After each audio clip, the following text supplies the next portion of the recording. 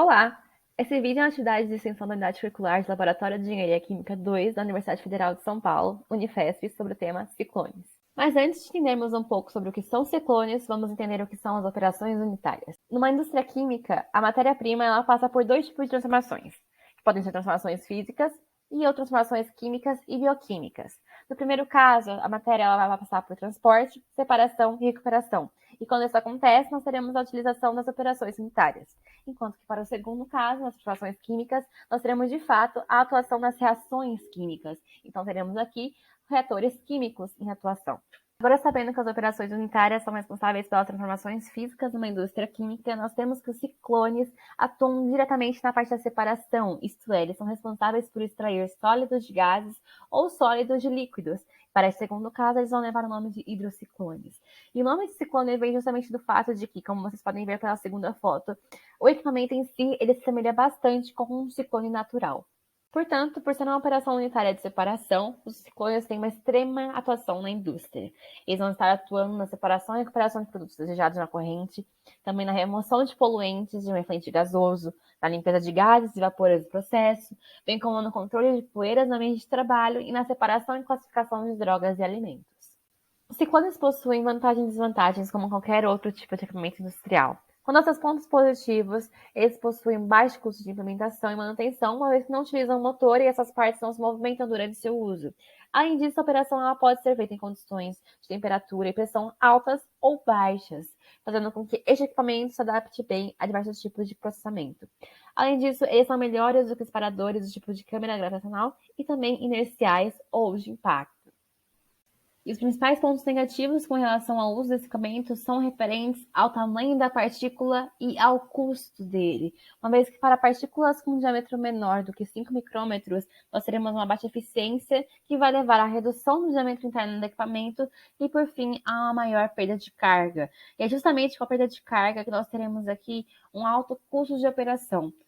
E, portanto, nós temos que este equipamento acaba sendo mais caro do que outros tipos de equipamento de separação. Apesar de ser bastante eficiente, em muitos casos, para partículas maiores do que 5 micrômetros, como falei anteriormente, ele acaba sendo mais caro do que câmaras gravitacionais. Agora que a gente já falou um pouco sobre o que é o ciclone, o que ele faz e quais são as vantagens e desvantagens de usar ele, a gente vai falar um pouquinho sobre o funcionamento dele.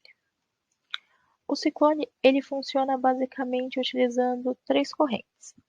A primeira delas é a corrente de alimentação chamada de inflow. É por ela que o fluido vai entrar no equipamento. É muito importante que essa corrente adentre no equipamento de forma tangencial, porque assim vai ser favorecida a velocidade do fluido, o que favorece a trajetória helicoidal dele e também favorece a força gravitacional centrífuga dele. Eu vou explicar um pouquinho mais para frente o porquê é importante que essas duas características sejam favorecidas. A segunda corrente que a gente pode destacar no funcionamento de um ciclone é a chamada de underflow. O que é essa corrente? Bom, o objetivo do ciclone é separar partículas sólidas de um gás ou de um líquido. A corrente underflow nada mais é do que a corrente de sólidos que sai do ciclone. Como essa corrente é formada? A trajetória helicoidal do fluido dentro do ciclone favorece com que as partículas mais densas, ou seja, os sólidos que são mais pesados, batam na parede do ciclone e se depositem no fundo dele.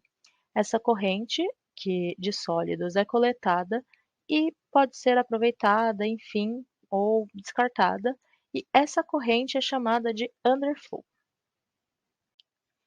E a terceira e última corrente que ocorre dentro de um ciclone é a chamada de corrente de overflow. Essa corrente nada mais é do que a corrente de gás ou líquido limpo que vai sair pelo topo do ciclone. Como isso acontece? A diferença de pressão entre o topo do ciclone e o fundo do ciclone faz com que seja criado um vórtice interno no ciclone, fazendo com que esse fluido, seja gás ou líquido, eh, tenha uma trajetória para cima, saindo assim do ciclone de forma limpa. Em resumo, todo o funcionamento do ciclone é devido à força centrífuga e ao formato do equipamento, porque isso favorece com que essas hélices sejam formadas tanto na corrente de overflow quanto na corrente de underflow, e isso é o que faz o ciclone fazer o papel dele, que é o papel de ser um separador. E, por isso, ele tem um fator de separação. Esse fator de separação ele é inversamente proporcional à força gravitacional e ao raio do equipamento. Ou seja, quanto maior o raio e maior a força gravitacional, menor vai ser o fator de separação. Isso porque quanto maior o raio, mais as partículas vão demorar para se chocar nas paredes. Enquanto isso, ele é proporcional à velocidade com que o fluido é alimentado. Por quê? Porque quanto mais rápida a corrente de alimentação, mais rápido o fluido vai se chocar contra as paredes e descer na corrente de underflow e subir no overflow. E só a título de curiosidade, os ciclones eles podem ser utilizados tanto sozinhos como com diversos equipamentos. Então, eles podem ser associados tanto em séries quanto em paralelo. Os associamentos em série são indicados para quando o fluido tem partículas com tamanhos muito variados, partículas muito grandes e partículas muito pequenas.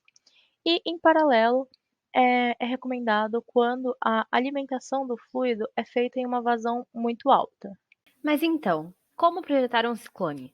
Geralmente, para o dimensionamento de um ciclone, parte-se de ciclones que já foram estudados, ou seja, de famílias de ciclones que já têm performance conhecida. Então, a partir do momento que você sabe as características do seu processo, você consegue olhar dentre as famílias qual seria a mais interessante para aquilo que você pretende. E com isso, você vai ter relações geométricas que vão correlacionar esses parâmetros que estão aqui ilustrados tanto na tabela quanto na figura. A parte interessante dessas correlações geométricas é que, a partir do momento que você tem uma dimensão, você tem todas. Então, por exemplo, se eu sei a altura do bocal de entrada, eu tenho o diâmetro do ciclone. E se eu tenho o diâmetro do ciclone, eu tenho todas as outras dimensões, porque elas vão ter a ver com o diâmetro do ciclone. Isso é muito interessante. Aqui do lado, a gente encontra as principais famílias de ciclone: Laplace, Swift e Starman. Sendo que, por exemplo, a Starman, o AE e o AV são diferentes. O AE seria Starman de alta eficiência e o AV Starman de alta vazão. Um passo a passo muito simplificado para o cálculo de um ciclone poderia ser, primeiro, as dimensões do ciclone pelas correlações, o cálculo da perda de carga em todas as partes do ciclone e o cálculo da potência. O 2 e o 3 vão ser abordados um pouquinho mais adiante. E aqui mais um adendo é em relação ao diâmetro do ciclone, que, como foi visto pela tabela, ele é a dimensão básica para o projeto de um ciclone. E ele vai depender do Q, que é a vazão, e do R, que tem mais essa tabelinha de correlação também, dependendo da família de ciclone. Bom, a perda de carga em um ciclone usualmente se refere à queda de pressão total, ou seja, soma das pressões estática e dinâmica, medidas no duto de alimentação e no duto passante. Os ciclones causam perda de cargas relativamente grandes e que aumentam à medida que diminui o diâmetro. Então, as principais causas da perda de carga num ciclone são os atritos que ocorrem no duto de entrada e nas paredes do duto, a perda de carga no duto de saída, a perda de pressão entre a entrada e a saída do duto e a perda cinética no corpo do ciclone e também a contração e expansão na entrada do ciclone. Bom, e agora que nós já vimos todo o processo de projetar um ciclone, é necessário nós entendermos um pouco melhor sobre como se determina a eficiência desse processo como um todo. Quando falamos sobre eficiência, no caso dos ciclones, nós estamos falando sobre a facilidade do equipamento em realizar a separação de partículas de determinado diâmetro. Para isso, para analisar a eficiência, nós utilizamos métodos experimentais, O gráfico possui o formato apresentado agora na tela e ele relaciona a eficiência de separação das partículas pela razão entre o diâmetro de partícula e o diâmetro de corte. No método gráfico, você tem um parâmetro importante, que é o diâmetro de corte das partículas. E o que é esse diâmetro? Ele é o diâmetro cuja a metade das partículas que foram alimentadas no ciclone são retidas. Ou seja, é o momento do processo onde a eficiência atinge 50%. Uma das formas de calcular esse diâmetro de corte é com essa expressão mostrada, que faz a razão entre a viscosidade dinâmica do fluido e a largura de entrada do duto, pela diferença entre as densidades do fluido e da partícula, da velocidade de entrada do fluido e do número de voltas que o fluido percorre no interior do ciclone. Ou seja, dessa forma fica fácil observar que a eficiência do processo não depende unicamente das propriedades do fluido, depende também das condições do processo. Ou seja, variarmos, por exemplo, a largura de entrada do duto pode alterar positivamente a eficiência do processo. Um aumento da velocidade diminui o diâmetro de corte, por exemplo, e aumenta a eficiência do processo. Então, as condições do processo são extremamente importantes para que nós tenhamos uma melhoria na eficiência do processo como um todo. Essa foi a nossa apresentação sobre ciclones.